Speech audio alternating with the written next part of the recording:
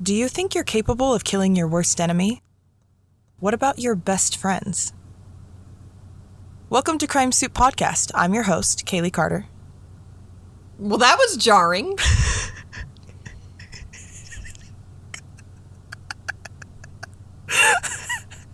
But in like a cringe way? No! Oh, okay. I'm scared. Well, buckle up, Buttercup, because we're about to discuss Finland's most infamous cold case, the Lake Bodom murders.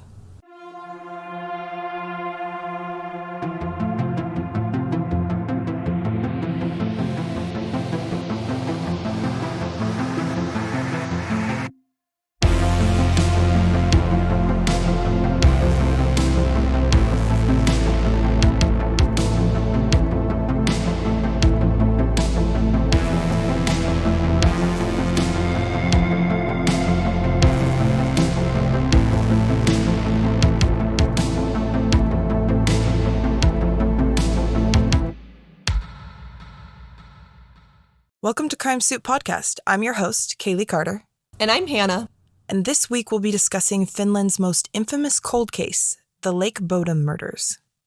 On June 5th, 1960, 4 teenagers set out on a camping adventure at a beautiful lake in Finland's second largest city, Espoo. This is only about 19 kilometers or 11 miles outside of Finland's largest city, Helsinki. The group was comprised of 2 sets of couples, 15-year-old Maila Björklund with her 18-year-old boyfriend Nils Gustafsson, and 15-year-old Anja Mäki with her 18-year-old boyfriend Seppo Boisman.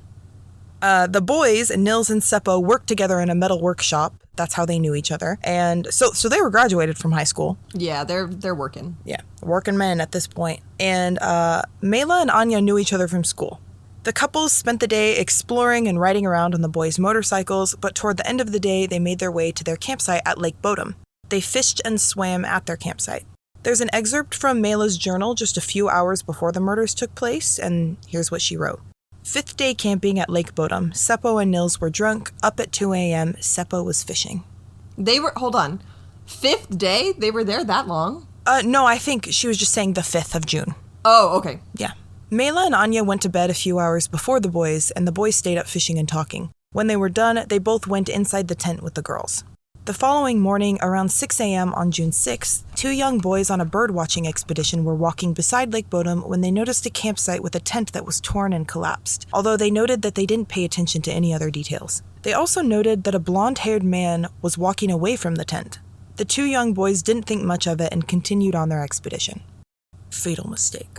Okay, so they're up till 2, and then only 4 hours later, 2 young boys are bird watching, and they notice that the tent was torn and collapsed. Yes, but they didn't really pay any close attention to details. They were mostly interested in the motorcycles they saw at the campsite. Okay. So they were like, ooh, motorcycles, let's look. And they kind of noticed the tent, but they didn't get close to the motorcycles or tent because they're mostly on a bird-watching expedition. But the motorcycles are what kind of drew them in. And they for sure see a blonde-haired man walking away from their tents. Yes.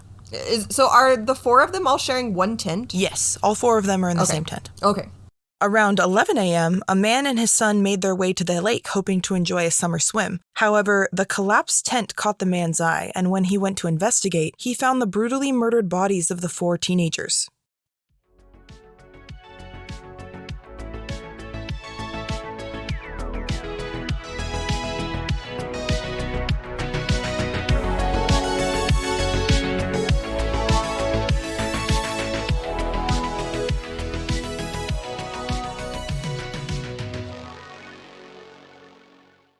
The man and his son immediately fled to get help, and right after they left, another man was jogging by the lakeside and found the crime scene. He also fled to alert the police.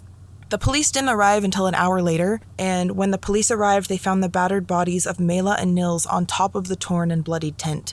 Maila was nude from the waist down and had been stabbed and beaten with a blunt object. Anja and Seppo were underneath the tent, also stabbed, beaten with a blunt object, and deceased, but it was obvious that Maila sustained the most brutal injuries out of the victims. Nils had brain fluid leaking from his nose, his teeth were visible from a gash on his cheek, and he also sustained stab wounds to his torso, but he was, to everyone's surprise, alive.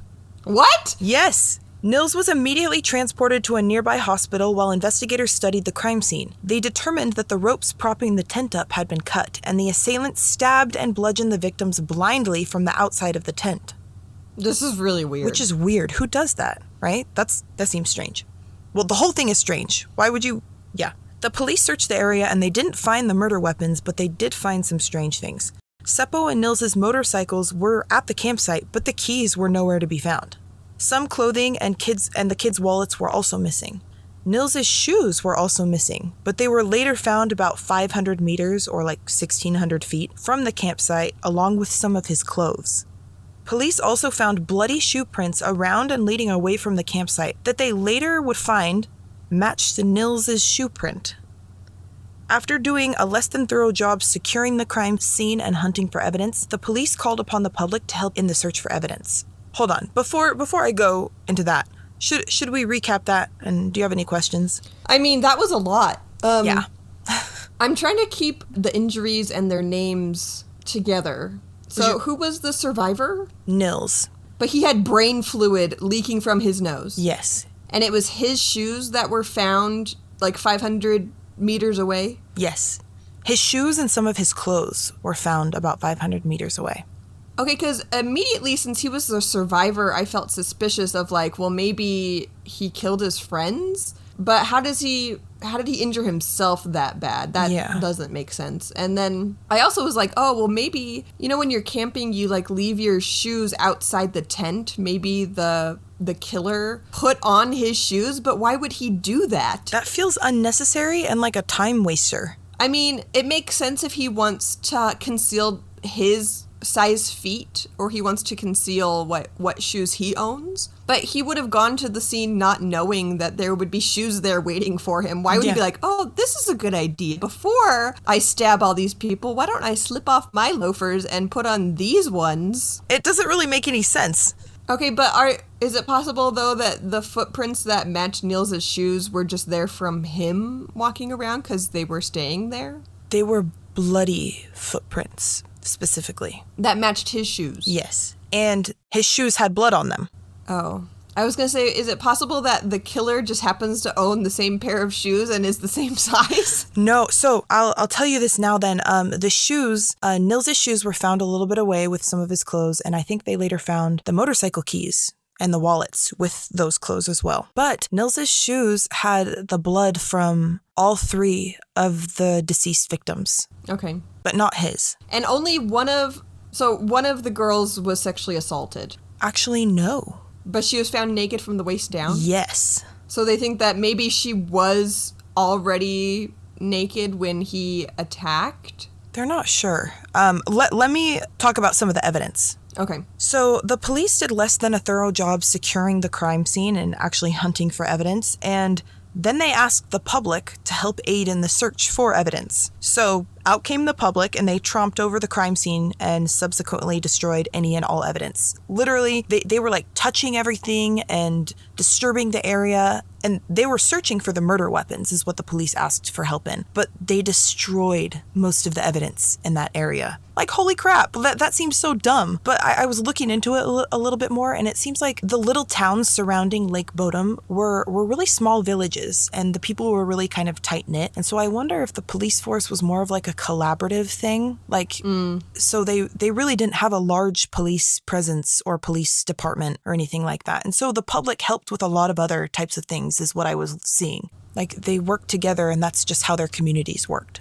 So it's like the local police who were doing this investigation. Exactly. I feel like that doesn't make that much sense. If you've got like a quadruple homicide, or I guess Niels is still alive, so a triple homicide, why wouldn't they just import experienced police from the larger cities to do this investigation? They realized that a little bit too late. So after a few days, when they discovered the bloody footprints, they were like, oh shit. Like, there was like evidence here that we didn't see, and it's kind of been ruined. So after a few days, they realized that, and they called in the military, the country's military, to come in and help search for evidence. So they brought like dogs and the fanciest equipment that they had at the time to help search for evidence. But by the time they realized their mistake, it was too late. The search was in vain. So they relied on the autopsies to tell them more information. They were really hoping the autopsies would give them a little bit more information as to what happened. But nothing besides the obvious was discovered, sadly. So Anja and Seppo were determined to have died by blunt force trauma, but they also suffered some stab wounds. Maila also died from blunt force trauma, but she suffered much more stab wounds than her peers, and most of the stab wounds were sustained post-mortem. So this is overkill. And you know that doesn't really happen outside of like intimate relationships. Not necessarily just with like a partner, but like with somebody you know. It's not common for murderers to target random victims with this much violence and anger. And Maila was naked from the waist down, but the autopsy determined that there was no sign of sexual assault.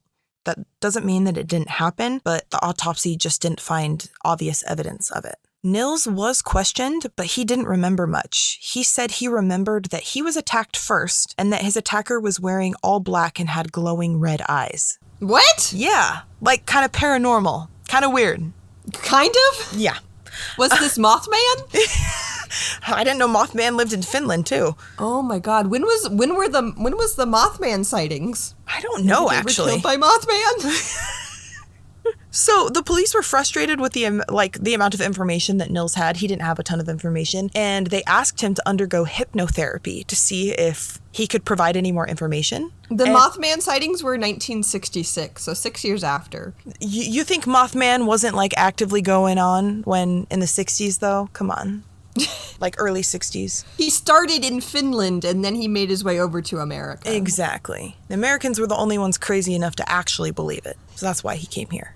Sorry, continue. But anyway. Okay, hold on. Just one more thing, though. Okay. Did Nils not think that was a really weird thing to say? I don't know. Did he? I want to know if he was, like, embarrassed to say it or if he was like, I know what I saw, and he had glowing red eyes. Was it an albino? Don't they have pink eyes? Oh, my God. He is not doing good for his credibility. Like, if I was the police taking that report, I'd be like, red eyes. Like, come again? Okay. Yeah. Nils. But he also has brain fluid leaking out of his nose. Exactly. He had a severe concussion. Oh, my God. The snort. You gotta cut him some fucking slack, Hannah. I shouldn't be bullying this poor boy, but... I don't know how much of his story I can believe. Okay. I know, and that's fair. And that's why the police asked him to undergo hypnotherapy. Okay. Hypnotherapy. So, he went under hypnotherapy, and he was able to give a description of the attacker under hypnosis. So I don't think that's really credible, especially in the fucking 60s. Like, I don't trust hypnotherapy today. I definitely don't trust it from the 60s. And the police are, like, instigating this? Like, yes. The police are using hypnotherapy? I don't think they're doing it. I think they had an expert come in, but they wanted the results of the hypnotherapy sessions to see if Nils's subconscious could remember anything. Okay. And from these hypnotherapy sessions, Nils was able to recreate an image that he remembered of the person. And so the police did a composite sketch of this person, and it's absolutely terrifying. And it was him? No. Let me send you this picture. Hold on. Okay. This seems so hokey to me. I'm sorry. I don't have a ton of faith in hypnotherapy, so, like, I'd just be worried that the person in his subconscious might be... Because he has brain damage, right? Oh, of course. He has, like, physical brain damage. What if the person he describes is just, like, one of the cashiers at the grocery store he saw that day, or it's just, like, his mom or something? His mom? Is his mom a villain? I don't... Because think about whenever you have, like, a weird dream and you're like, why was the person I sat next to in middle school in my dream last night? I didn't even know that they even existed in my brain, right? Like, your brain has all sorts of weird people in there that it just pulls out randomly. Oh, 100%. That's why I think hypnotherapy is dangerous. Oh my gosh! You scared the shit out of me! I just got the picture you sent me. This man is terrifying! I scared you. You scared me. This man looks like something that should live in the deep ocean. He looks like the creature from the Black Lagoon. Oh my God! Is he not scary to you? Oh no, he's terrifying to me. Why in the fuck does he look like that? I have so many questions. Is this what people in Finland look like? I've never been. I thought they were beautiful. This man is not beautiful. Well, he was obviously Mothman. So Mothman isn't Finnish, so he's not beautiful. Okay, so first of all, his eyes are enormous. Yes. Like his non-human. He's got like a receding hairline. He looks old. And like, he's blonde. You can tell he's blonde. It looks gray. I mean, it's a black and white picture, so it looks gray. So is he insinuating that this man is young enough to not have gray hair? No. Nils described the man as blonde. Yeah, but he looks really old. Like someone with this many wrinkles. Like he looks like he's at least, 55, 60 years old? No. I saw this picture and I just saw like a haggardly looking 40-year-old. Oh, okay. He's got a lot of wrinkles and it specifically looks like he has liver spots. Like a tortured looking 40-year-old. And then does he have like pockmarks on his cheeks? That's what it looks like, yeah. Okay. And really big lips. Like I wonder if those are just over dramatized. I mean, like whenever you see a police sketch and like the assailant or perpetrator that it was supposed to look like, it's always a little bit exaggerated in some ways, kind of like a caricature picture. Yeah. So I'm like, I wonder if his eyes were really that big, or if his lips were really that big, or if his wrinkles were really that bad, or if they were just trying to emphasize these important features on his face. I wish you had warned me before sending me this picture, because I'm going to have... Oh, that was terrifying. Well, it gets worse, because I have another picture to show you later that you're going to absolutely shit yourself. But I'll warn you this time. Okay. I'll warn you. It's worse than this? It's worse. Oh, God. It's worse. 100% worse.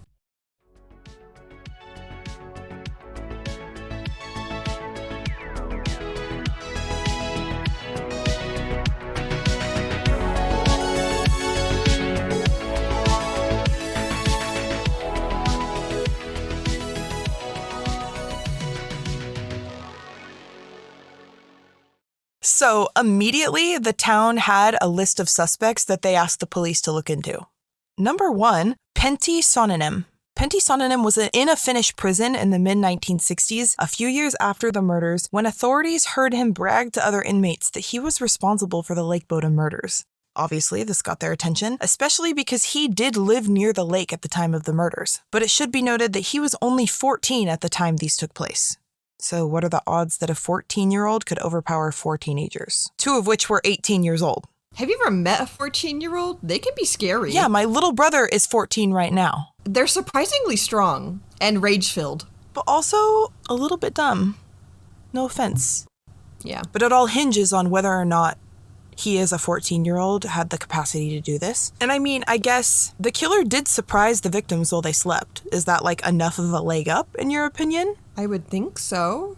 If you're like drowsy and it doesn't take that long to... My only thing is there are 4 of them. So if he just started like wildly stabbing and bludgeoning through the tent, like they were awake and probably trying to fight back. Here's what I want to know. Here's something that doesn't add up, is I get the idea of the killer blindly was stabbing and bludgeoning, but did the killer know how many people were in the tent before he started doing that? No idea. Which would mean that if he did know and it was a calculated attack, like he knew how many people he's going up against, 1, that's brave, because like you said, 4 people, but 2, it makes me think that he had been lurking around the area beforehand and like knew who he was going up against. Yeah. And maybe even knew that they had been drinking, right? Hadn't they been drinking? Yeah. So yeah, that's the other thing, is that he's not attacking 4 fully functioning adults. He's attacking 2 sleeping 15-year-old girls and 2 18-year-old boys who have been drinking. So they might still be inebriated, right? Because they're up until 2 and the attack happened sometime before 6. Yeah. So they still got a high blood alcohol content, probably. Potentially, yeah. No, that's a good point. There was a lack of evidence putting him at the scene, but we also know that the evidence was absolutely decimated by the public. So it's possible that it was just destroyed if he was there. But something that was interesting is that he was described by police as a psychopathic character, but police didn't feel that his confession held much weight, even though his criminal record included violent criminal assault, theft, and robbery. Is it more likely that this violent child was just able to walk through the crime scene after the killings took place and drew inspiration from it in some sick way and was trying to get street cred by bragging about it in prison? Because it was a famous murder, right? Exactly, yeah. Yeah, possibly. Any more thoughts before we go on to suspect number 2? No. Who's suspect number 2? Suspect number 2 is Carl Valdemar Gillstrom. He's a local kiosk owner who hated campers and kids with a violent passion. Like, for no fucking reason. Literally, he was like the town villain. Everybody first was like, oh, it's this guy. Police, look into Carl, right? Because he's a grouchy old man? Yeah, he had been known to, like, throw rocks at people and verbally harass tourists. And he even destroyed people's property, like their cars and their stuff. Okay, and this is the most unhinged shit I've ever heard. He put razor blades in people's apples just for the fun of it. Police knew at this point that the killer had been wearing Nils's shoes, just from the, I guess, that blood spatter evidence on the shoes. And which is really unhinged. Something that unhinged. Someone like Carl would do. Razor blades and apples and shit like that. No. So they had Carl try on the boy's shoes, and they were a perfect fit, which is weird. Okay, I'm sorry, but I'm still stuck on this. So the police believe that the killer came to the campsite with the intention of murdering these kids, took off his shoes, put on Nils's shoes, bludgeoned them to death, ran off with his shoes in his hands, abandoned Nils's shoes 500 meters away, put his shoes back on, and then left.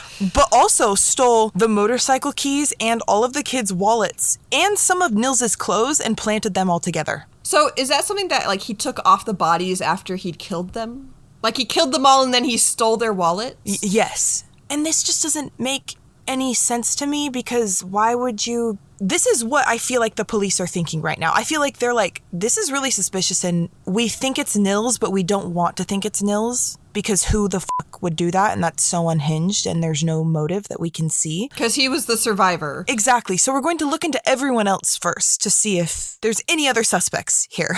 And it turns out that this town is full of sitcom characters. Yeah, so Carl was a hot-headed alcoholic and he was abusive towards his wife and children, and everybody knew it. The public specifically asked police to look into him. And police looked on his property, they searched his property, and discovered that Carl had recently filled a well on his property with dirt. And everyone was convinced that he had hid evidence in this well.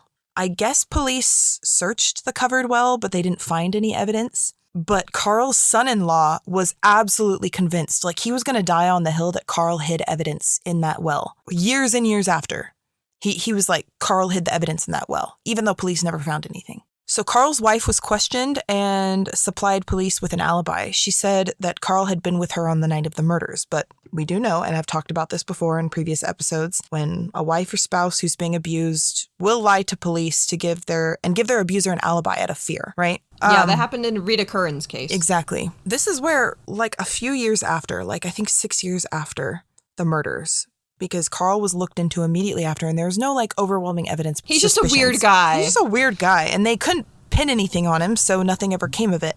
But a few years after, like 6 years after, Carl drowned himself in Lake Bodom and wrote a suicide note confessing to the murders. What? Yeah. Like, I don't know how to feel about it because of everything else. So it's unhinged, because why would he do that? And then when Carl's wife was on her deathbed, she admitted that she lied about Carl's alibi and that Carl had threatened to kill her if she told the truth about him not being there on the night of the Lake Bodom murders. Okay. So everything about this is like, holy shit, it must have been Carl, right? It had to have been Carl. He confessed. He committed suicide. His wife admitted on her deathbed that she lied about an alibi. That's it. Closed case, right? Wrong. No, but you're going to tell me something even crazier. Yes. I'm going to tell you about suspect number 3, Hans Asman.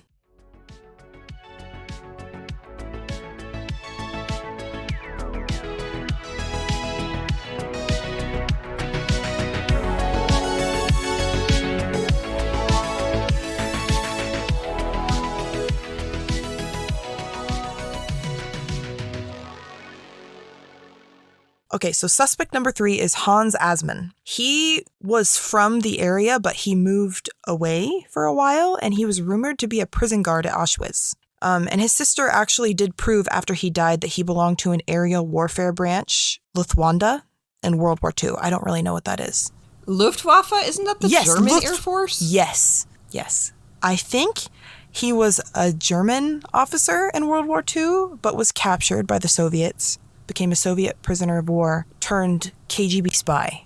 Okay. And then he moved back to Finland after the war was over. And he lived a few miles from the crime scene. And he was kind of a hermit, a recluse. People were scared of him. He wasn't like a nice guy. He was a creepy guy. But the story gets weird because on the morning of the murders, Hans appeared at the Helsinki hospital acting really suspicious. His clothes were covered in blood and dirt. He was pretending to be unconscious and he was yelling at the staff. And he fit the description of the blonde-haired man. I'm going to send you a picture of him. Trigger warning because of the way he looks. Trigger warning, ugly man. Terrifying looking man. Wish we got those in real life. Oh! That is the man. He looks exactly like the police sketch. Does he not? Identical. There is no doubt in my mind that this is the same man from the police sketch. The creepiest picture to me, I can't decide if it's the head-on picture or the picture from further back where it's showing his whole body if you zoom in on his face. That is the scariest thing I have ever seen. This man has definitely murdered someone. He was a Nazi and a KGB spy. I believe it, yeah. And he looks it. But yeah, so he showed up to the hospital covered in blood and dirt and was like pretending to pass out, yelling at people for not doing what he wanted them to do. So he fit the description. He was blonde. He looked like the composite sketch. I'm sorry, okay, but this man, I thought spies were supposed to be like really inconspicuous looking. Like, aren't they supposed to be really bland looking people that blend in? This man does not blend in. He looks like a lizard person. Well, back in the 40s, they wanted spies to look terrifying, I guess. I can't tell if he's 20 or 70.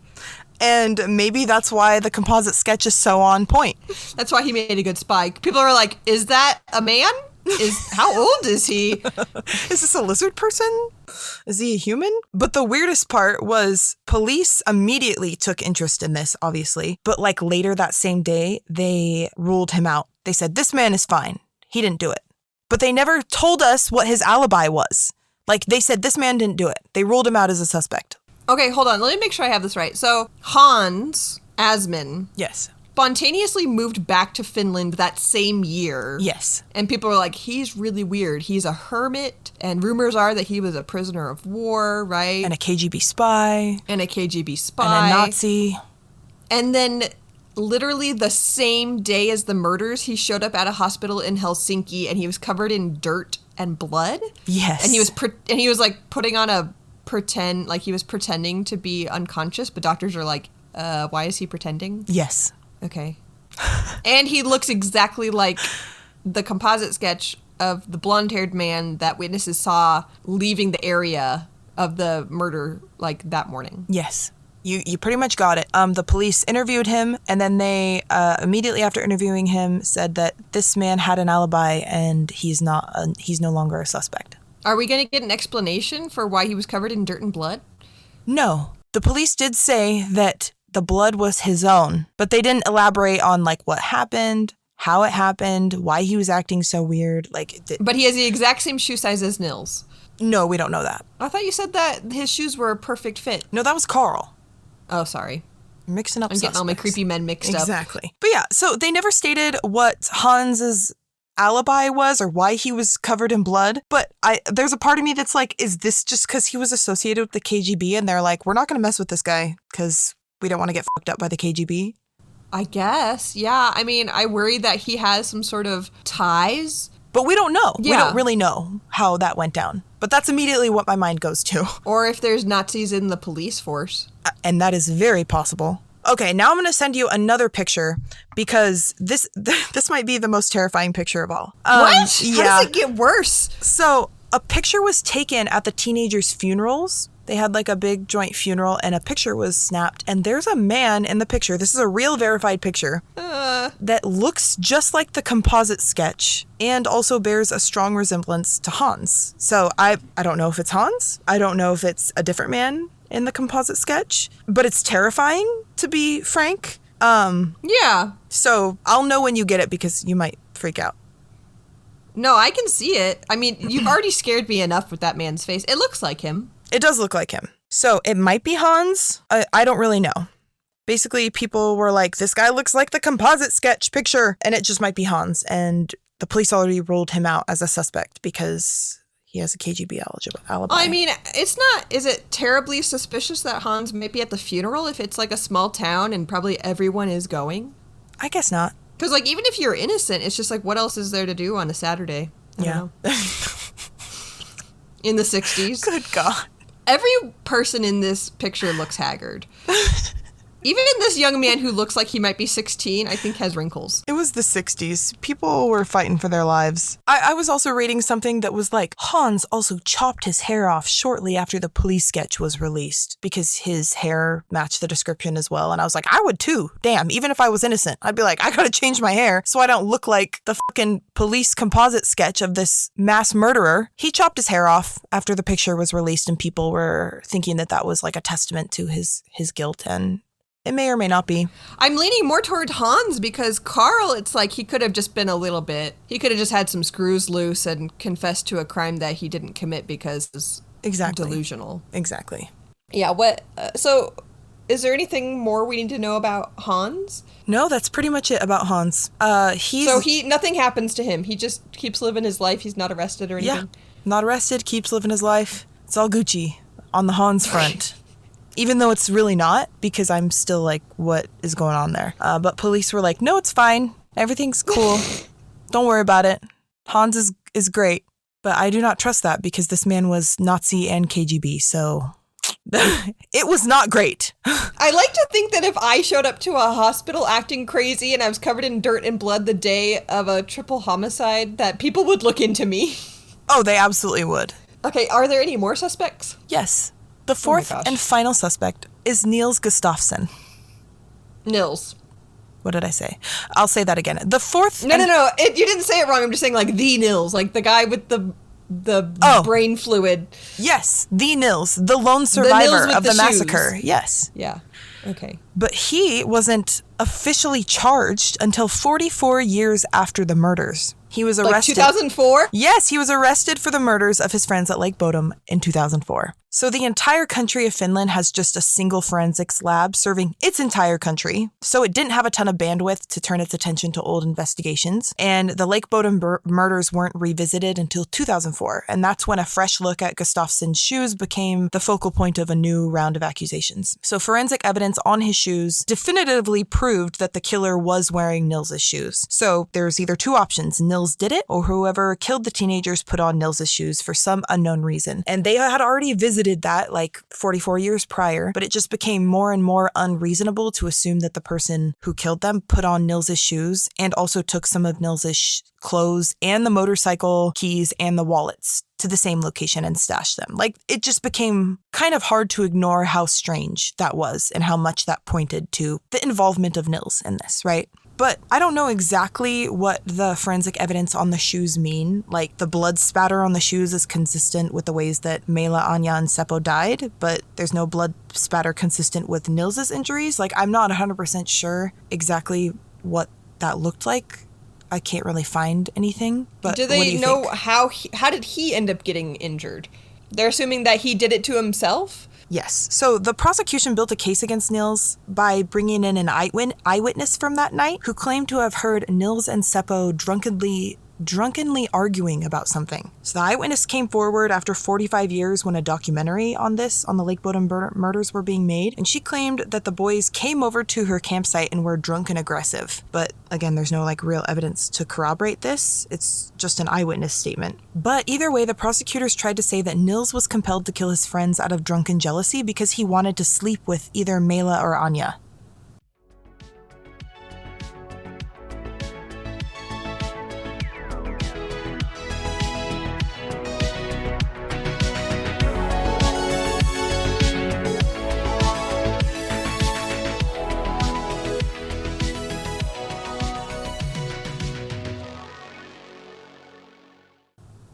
I really do not know exactly how they reconstructed this. They basically reconstructed it as Seppo and Nils stayed up late. They were fishing. They got into an argument about Maila and Anja and how Nils wanted to sleep with them. Seppo got jealous. They started fighting.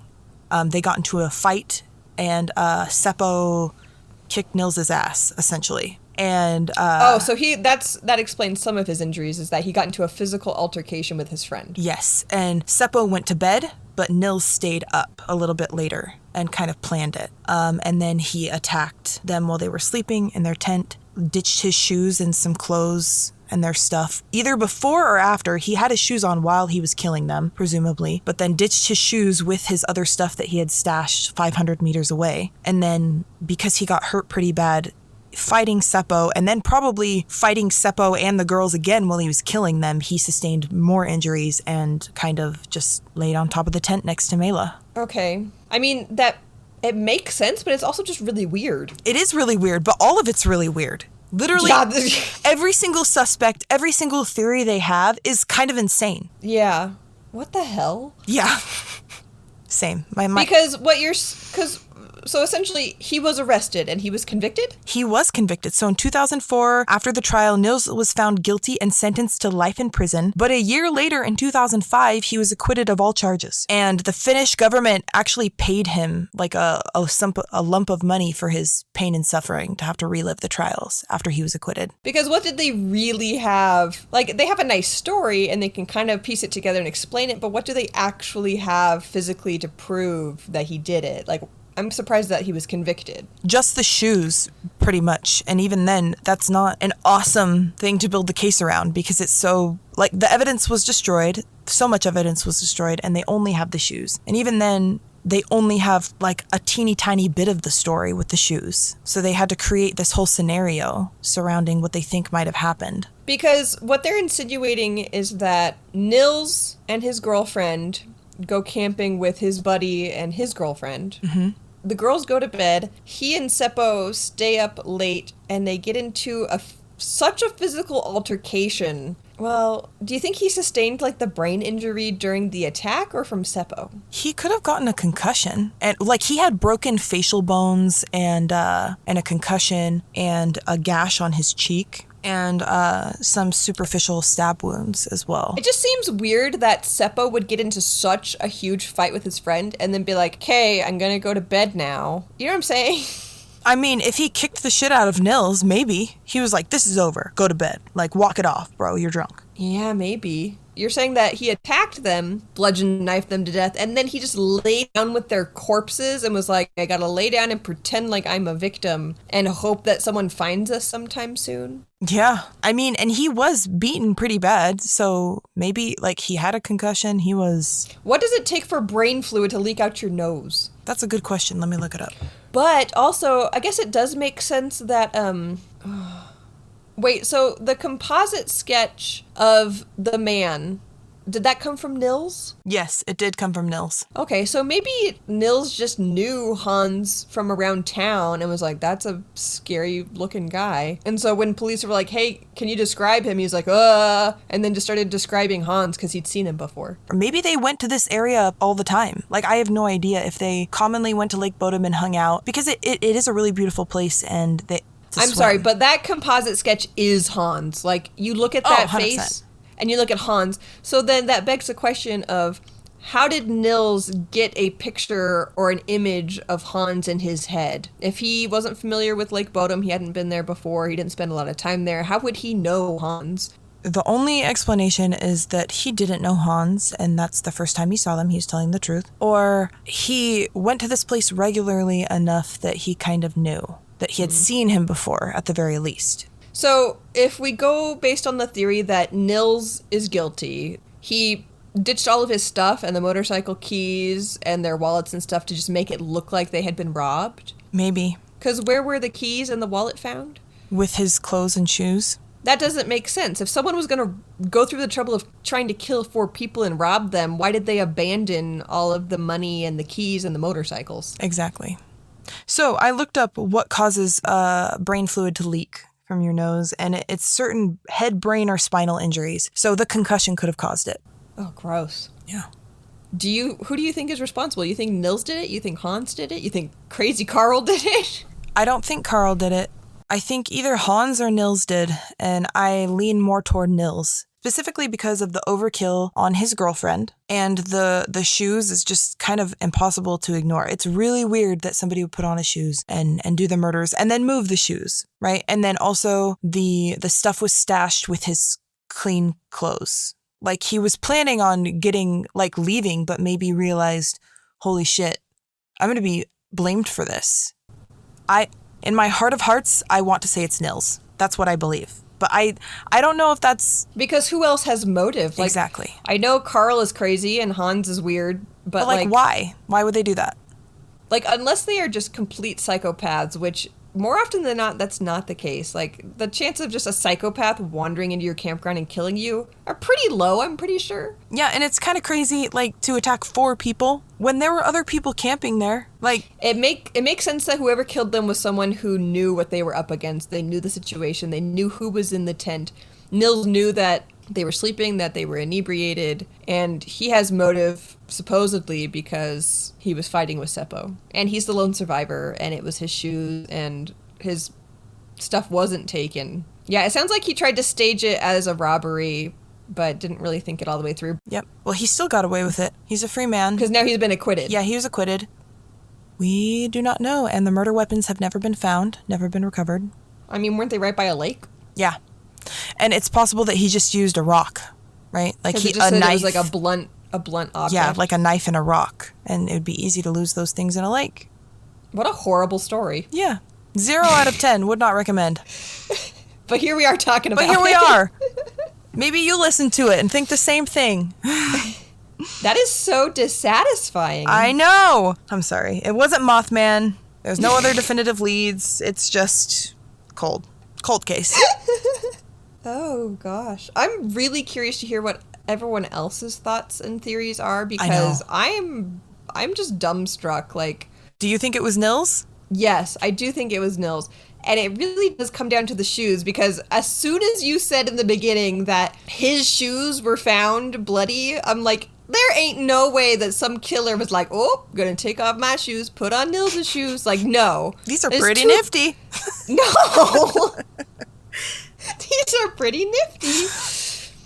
Absolutely. Like, it's little things like that I catch myself getting stuck on. Like, remember Debbie Grabber's case? I was like, that book was found with her body. Yeah. And I could not let go. Yep. It's little things like that killers, they don't think about. Little clues like that stick with me and they bother me. And the shoes in this case, I'm like, no. A killer did not put on Nils' shoes. I'm sorry. Well, I almost think, like, Nils might have tried to dip out and leave, right? And he had a fresh set of clothes that he was going to change into that was stashed with the motorcycle keys and the wallets, and then realized the only choice was to be a victim as well. Like, to just, lay down and pretend. Yeah. Okay, so I feel like we need to have a whole nother episode just about Hans and answers as to why he was covered in blood and dirt and why he was at the hospital. On the same day as a triple homicide. The police said that the blood was his own. Okay, so he was just out farming and chopped off a finger? I don't know. Okay, maybe it's not as suspicious. Maybe they cleared him because they're like, oh, it was just a dumb accident. Yeah. Oh, okay. This was Hans's alibi. Holy shit, this was Hans's alibi. He had been cheating on his wife at the time. He spent the night with his lover. And the two were not alone in the house, with multiple witnesses confirming he had been present and never left the residence. And witnesses said that he could not have left the house without being seen. Because he's so ugly. How does he have a lover? How does he have 2 lovers? Imagine being cheated on by a man that looks like a cryptid. Like, I would end it. I'd be like, that's it. That's fucking it. I'm out. Why is it always the ugliest men that cheat? I swear to God. You know what I'm saying? Yes, and it's because of insecurity. It's 100% because of insecurity. I'm sorry. He does not deserve any of those women. No, he doesn't. And it's... Okay, so it says here that Hans he enjoyed the infamy. He enjoyed the attention that he got from people speculating that he was the murderer, which, gross. Oh my God. Okay, so I have Hans's life story. Do you want to read it? Yes. Oh my fucking God. Okay, are you ready for the most wild shit you've ever heard? Dude, no. This is Hans Asmann's life story, okay? Suspect number 2? 3. Suspect number 3's life story. So, the theory that Hans was involved was made popular with a book published by the doctor who treated him the morning of the Lake Bodom murders, Professor Jorma Paulo. And that book series turned Hans into a sensational one-man crime wave. And Hans loved the infamy that he received, like the attention that he received. By 1997, he was an alcoholic and nearing death and decided to tell his life story to Matti Polero, a former police officer and then editor of the Finnish true crime magazine Alibi. Hans revealed how he had been a member of the SS and served as a concentration camp guard at Auschwitz during the war, and during his time at the camp he fell in love with a Jewish girl and became disillusioned with life as a Nazi. When his liaison with the girl was discovered, he was sent to the Eastern Front to fight the advancing Soviets. There he was captured and quickly turned, becoming a KGB agent. He seemingly confessed to being involved in the 1953 murder of Kaylee Sari, where a young woman was apparently kidnapped while bicycling home, her body being buried in a local swamp. Hansman indicated that it hadn't been a murder at all and that his chauffeur had accidentally hit the girl with their car, and claiming to have been a KGB agent at the time, Hans feared that their actual reason for being in the area would be revealed, and the duo staged the case as a murder. Hans's ex-wife, Vienna Osman, reported that he had been close to somebody named Izojoki at the time of Kaliki's disappearance, and the suspect was known to own a cream Opel car like the one seen by a witness in Kaliki's murder. She added that there were dents in this car after that night and that one of Hans's socks was missing. A sock had been found close to the scene of Kaliki's murder and was believed to have been used as a gag. Equally, on the night of Kaliki's disappearance, his shoes had been wet, and by his ex-wife's account, a few days afterward, Hans and his driver left with a shovel. Importantly, Hans was left-handed, and police, having ascertained the killer, must have been so as well. Okay, so this makes me think it was Hans. What? The Lake Bodom murderer was Hans. Okay. Oh, but it gets crazier. Why? There's more. He killed a girl. He staged a girl as a... Okay, there's more. So Hans himself only ever gave hints and suggestions to Polero about how much of the tale is... The truth of the tale is open to debate. And many suggested that Hans was nothing but a fanaticist. Is that the word? Fanaticist? I don't know. A fanatic. He just liked the attention. He did say that there was an accident that had to be covered up because their trip as KGB agents would be revealed. And even though my friend was a good driver, he said the accident was unavoidable. I assume you know what I mean.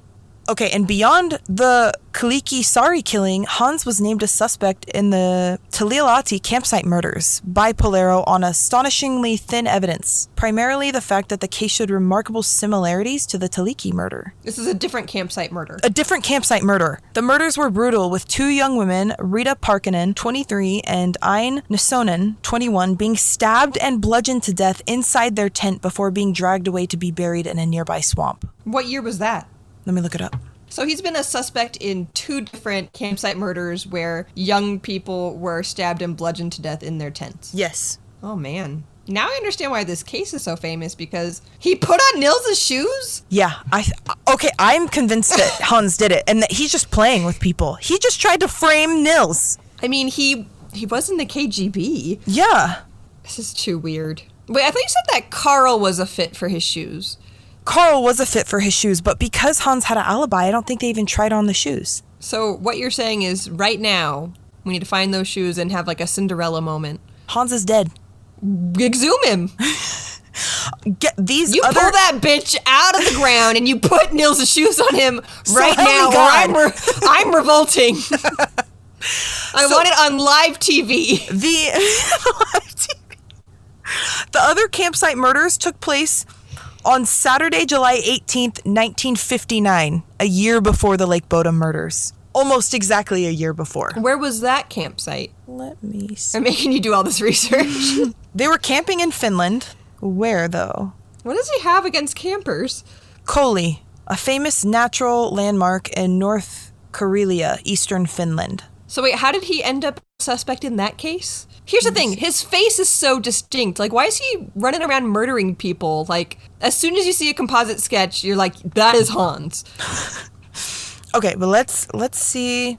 As with Kaylee, Rita had been killed with a heavy blow to the skull, which was covered up on burial. There may have been an element of stalking, but an opportunistic killer was likely. A grave had been dug in a bog with a shovel sourced close to the crime scene. So he stole a shovel from somewhere close to the crime scene. Also with Kaylee, the killer tried to disguise the site. The bicycles of the deceased had been hidden and submerged in both cases. It seems very possible that the killings were the work of the same individual or individuals. Multiple witnesses said they saw two men together speaking German. They reportedly purchased a map for the Tulilati campsite, and one of the two matched the description of Hans Asman. Hans had always had a chauffeur, the man who, by his own admission, had run down Kaylee Sari. Upon investigations, Hans' wife confirmed that her husband had been in the same town during the murders that he had visited, and that he had visited the area several times previously, including that same campsite where the murders took place. Okay, but why did he kill them? I don't know. Because now we're back to square one, which is that just a random person who's a psychopath who just likes killing people is targeting campers. So he's a serial killer. I guess. He's a serial killer. He was in the same place as these 3 murders that took place. Brutal murders, all relatively the same. Like, these campsite murders, he hid the bikes. Like, it's possible that he hid the clothes and the motorcycle keys and the wallets for the same reason that he hid the bikes and stuff. Like, he's trying to stage a scene to confuse police. He's playing a game. Okay, yeah. No, I mean, that makes sense. He's a sociopath. He just likes killing for fun. He likes to play games with police. So, here's the thing. So, he's originally from Finland? Yes. But how did he become a Nazi? I don't know. Hans Asman was a German who immigrated to Finland and then later to Sweden. Well, he was born in 1923 and he was known to live in Finland in the 1950s. Basically, he was involved in the war, and then after the war was over, he went to Finland. There's another murder that he's connected to. What? Yeah, Ellie Immo was murdered while walking home in 1955, and the theory has been proposed that Hans had danced with the victim on the night before her death. According to his wives. Yeah, his wife. Now she's an ex-wife now, but it's the same one. Oh, it's all the same ex-wife? Uh-huh. Who's making all of these... Well, they asked her, and she confirmed that where he was. How many times was this woman approached by police about her husband being possibly involved in a murder before she's like, maybe I need a new husband? I don't like this one anymore. Like, the first time it's a fluke, but the second, the third, the fourth time? Hans might just be sensationalist because he also claimed, like, he hinted at assassinating the former Minister of Trade and Industry in Germany in 1956. So he's quoted by saying, in German, this is translated, "I remember how Minister Penetrovo cast a decisive vote in the presidential election and died 2 weeks later." Polero took this to mean that he assassinated the former Minister of Trade and Industry who died in a car crash in 1956 with no suspicious circumstances. We know Princess Diana was killed in a car crash. But wait, what country was that? I think Germany. Well, we would need to lay this all out, track down, like, was he going back and forth between Finland and Germany? Because in the 50s, he was supposed to be in Finland. How hard is it to get from Finland to Germany? Is that like you can take a car? I have no idea. I have no idea. All I know about Finland is these murders right now. Listen, if I know nothing about this, but I bet it's easier than a drive from North California to South California. I bet the drive from Northern California to Southern California is longer than a drive from Finland to Germany. Oh, okay, hold on. According to Google, how do you get from Finland to Germany? There is currently just one ferry route running from Finland and Germany, but it takes 30 hours. Oh, to get from Finland to Germany? Yeah. Okay, that's a long time. Never mind. Okay, so I'm reading on. Hans' sister went on record to say that he received a pension from the Luftwaffe. How do you say that? Luftwaffe. From that, meaning he was never in the SS or even at Auschwitz. What? Yeah. So he might be just lying. And also, for the Sari murder, I guess he was actually in Sweden at the time. Hold on, stop. Kaylee, so everything we know about this man is a lie? So, yes and no. Potentially yes, potentially no. So his ex-wife was always happy to provide evidence that her former husband was always in the area when a murder was committed. But she equally claimed that he had incriminated himself in other ways, like, leaving the house with a shovel after the death of Kaylee Sari. But a lot of these facts confirmed by his ex-wife need to be taken into the context that he was known to be a domestic abuser and adulterer, and he was arrested in 1961 for brutally assaulting her in public. So she, for good reason, had a fucking chip on her shoulder. He was a terrible human. They got divorced in 1970. Okay, so he sounds like he's, what's it called? A pathological liar? Yeah, so he might actually have done these because he admitted to all of these things kind of like on his deathbed. He didn't want to take But so did Crazy Carl. Exactly. I wonder if they would have been friends. So I'm going to say something inflammatory, I guess. Do the Slavic countries just create sociopaths? Is that why there's so many in this story? Kaylee, you are in America. Okay, good. I'm glad you went with this direction because it's pretty obvious they fucking do. Look at what we've done here. Look at what we've created in the United States. So this could all just be absolute bullshit because I'm sure that Hans's ex-wife absolutely truly believed these things about him because he was a villain and he was a real life villain in her life, right? Mm-hmm. But two things can be true at the same time, which is that he could be lying about a lot of things in his life, but he could still be a killer. He could have lied about being at Auschwitz. He could have lied about being in the KGB or whatever, but he could be a crazed killer. He could be. And he was questioned in one last murder. Another one? Yes, and this one is legit. This isn't manufactured. This isn't potentially manufactured. This is legit. He was questioned by police and was the actual suspect. In 1963, he was questioned over the murder of Sirkka-Liisa Valjus in Turku, Finland's oldest city. Valju was a prostitute strangled using a power cord from a lamp. So he does have a troubling history. He is a suspicious person. He did leave a wake of violence and potentially murder in his path, but did he leave all of those murders in his path? I don't know. Maybe he did wear Nils' shoes and try and play with the crime scene to confuse police and potentially frame one of the boys as the killer, right? I'm just really suspicious of Hans now. But you seemed we were so sure 15 minutes ago that Nils was the killer. I know.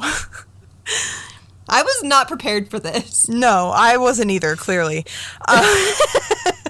So here we are. Our listeners are what a wild ride. Whiplash is what they're getting because I got it. And I'm the one who fucking wrote this stupid episode.